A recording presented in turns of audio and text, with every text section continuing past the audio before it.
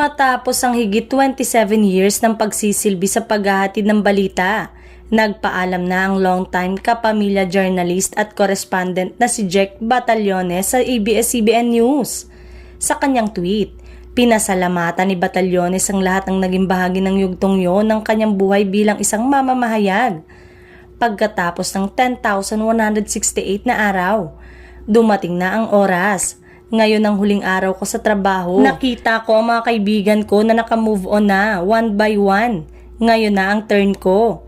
Oras na para isara ang hindi paniwalang kabanata at magsimula ng bago.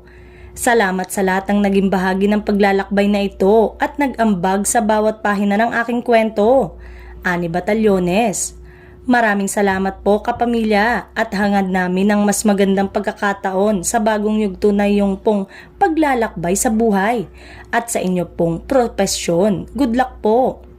Unang sumalang si Batallones sa ABS-CBN noong 1997 bilang production assistant para sa public service program na Hoy Gising.